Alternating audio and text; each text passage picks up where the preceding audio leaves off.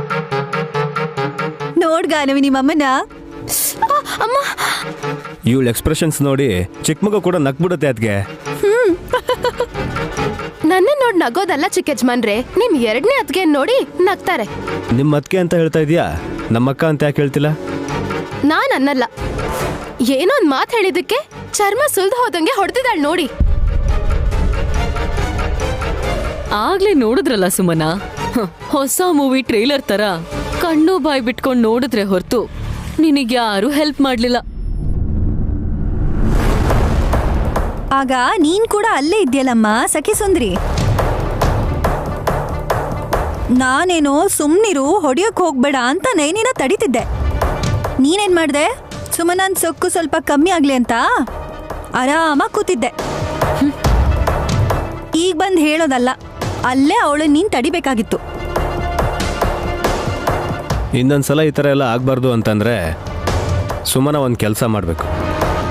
ಏನ್ ಮಾಡ್ಬೇಕನ್ನೋದನ್ನ ಹೇಳಿ. ಗಾನವಿನ ನೈನಿ ಅದಕ್ಕೆ ಕೊಡಬೇಕು.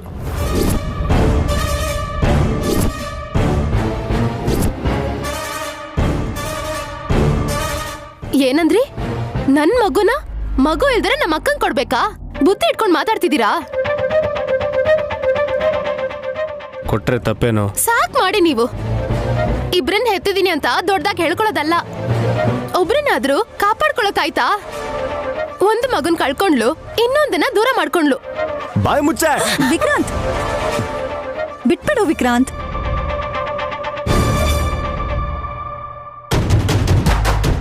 ಇವಳು ಹೇಗೆ ಮಾತಾಡ್ತಾ ಇದ್ದಾಳೆ ಅಂತ ನೋಡಿದ್ರ ಅದಕ್ಕೆ. ವಿಕ್ರಾಂತ್, ಗಾನವಿನ ಹೆತ್ತಿದ್ದು ಸುಮನಾನ ಇಲ್ಲ ನಯನಿನ?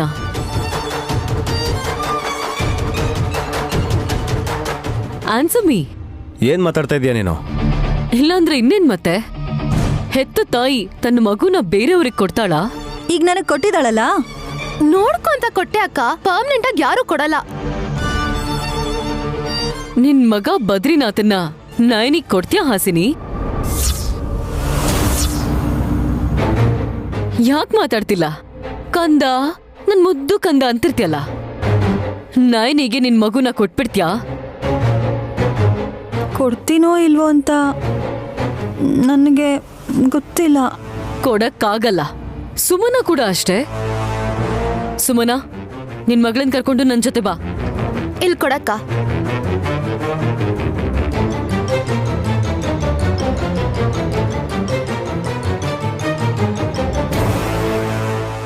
ಸಾರಿ ವಿಕ್ರಾಂತ್.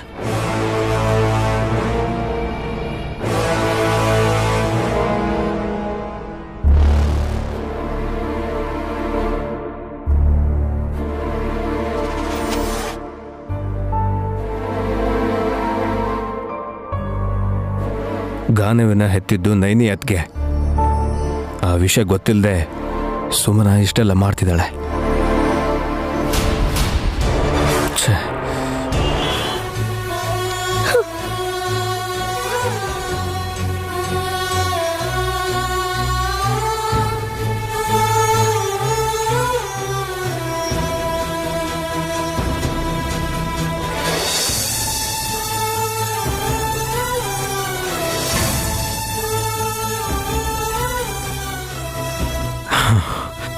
ನೀನು ಹೇಳಿದ ಮಾತನ್ನೇ ಹೇಳ್ತಾ ಇದ್ದೀನಿ ನೈನಿ. ಭಯ ಪಡಿಸೋದು ಎರಡು. ಒಂದು ನಿಜ, ಇನ್ನೊಂದು ನಿಶಬ್ದ.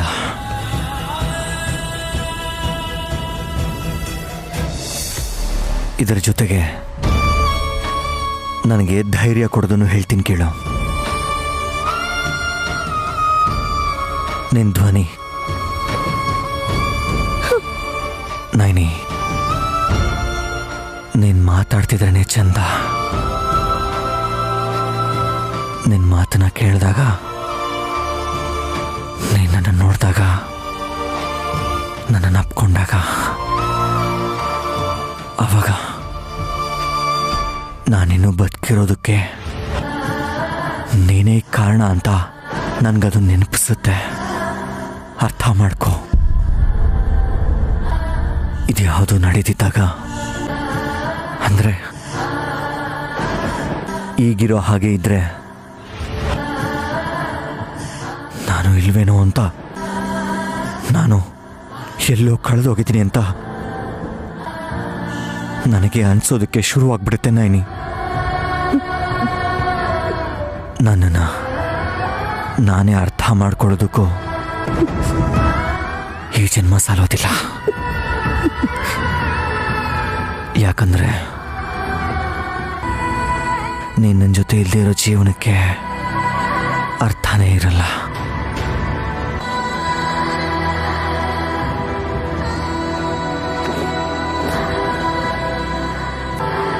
ನೀನಿನ ಗರ್ಭದಲ್ಲಿ ಅವಳಿ ಮಕ್ಕಳನ್ನ ಹೊರ್ತಿದ್ಯಾ ಅನ್ನೋದನ್ನ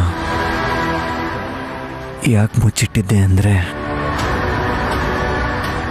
ನಮ್ಮಮ್ಮ ಗಾಯತ್ರಿ ಜೊತೆಗೆ ಚಿಕ್ಕ ವಯಸ್ಸಲ್ಲೇ ನೀನು ಕಳ್ಕೊಂಡಿದ್ದ ನಿಮ್ಮ ತಂದೆ ಹುಡ್ತಾರೇನೋ ಅಂತ.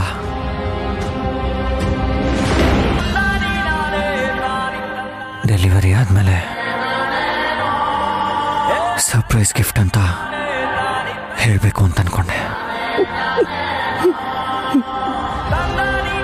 ಆದರೆ ಹಾಗೆ ನಡೀಲಿಲ್ಲ. ನಡೆದಿತ್ತು ಕೂಡ ಅರ್ಧ ಗಂಟೆಲಿ ಬೇರೆ ರೀತಿಯಲ್ಲಿ ನಡೆದೋಯ್ತು.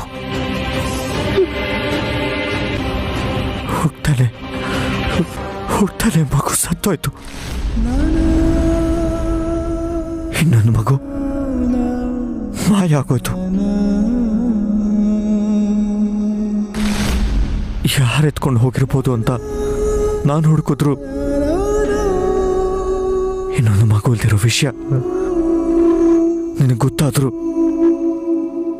ನೀನು ಸಹಿಸೋದಿಲ್ಲ ಅಂತ ನಿನ್ನನ್ನು ಉಳಿಸ್ಕೊಳ್ಳೋದಕ್ಕೋಸ್ಕರ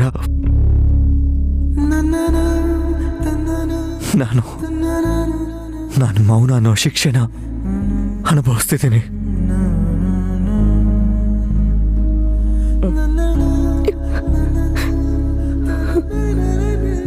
ಹಾಗಂತ ಮಗು ಹೋದ್ರೆ ಹೋಯ್ತು ಅಂತ ನಾನು ಸುಮ್ಮನಿರ್ಲಿಲ್ಲ, ಹುಡುಕಾಡ್ದೆ.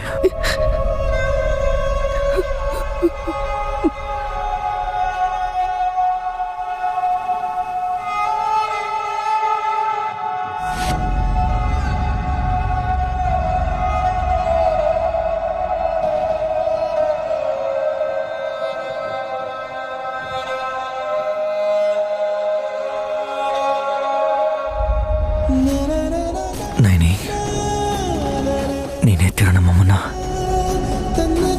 ನೀನು ಹೆತ್ತಿರೋ ನಿಮ್ಮ ಅತ್ತೆಗೆ ಪುನರ್ಜನ್ಮ ಪಡೆದಿರೋ ಮಗು ಅವರೇ ಅಂತ ನಿನ್ನ ಹತ್ರಕ್ಕೆ ಕರ್ಕೊಂಡು ಬರಕ್ಕಾಗ್ಲಿಲ್ಲ. ಇದೆಲ್ಲ ಮಾಡಿದ್ದು ಪ್ರಾಣವಾಗಿ ನೋಡ್ಕೊಳ್ಳೋ ನನ್ನ ಹೆಂಡತಿಗೋಸ್ಕರನೇ. ಈಗಲೂ ಕೂಡ ನಾನು ಮಾಡಿದ ತಪ್ಪು ಅಂತ ಅನ್ಸಿದ್ರೆ, ಮೋಸ ಅನ್ಸಿದ್ರು, ಅನ್ಯಾಯ ಅನ್ಸಿದ್ರು, ನೀನು ಯಾವ ಶಿಕ್ಷೆ ಕೊಟ್ಟರು ಕೂಡ ನಾನು ಅನುಭವಿಸೋದಕ್ಕೆ ರೆಡಿ. ನನ್ನ ಜೊತೆ ನೀನು ಮಾತಾಡಿ 1 ಗಂಟೆ ಆಗಿದೆ. ಈ 60 ನಿಮಿಷದಲ್ಲಿ ನನ್ನ ಎದೆ ವಿಲವಿಲ ಅಂತ ಒದ್ದಾಡ್ತಾ ಇದೆ. ಎದೆ ಬಡಿತ ನಿಂತೋದ್ರೂ ಪರವಾಗಿಲ್ಲ, ಪಶ್ಚಾತ್ತಾಪದಿಂದ ಕೆಲಸ ಮಾಡಲ್ಲ ಅಂತ ಹೇಳ್ತಿದೆ.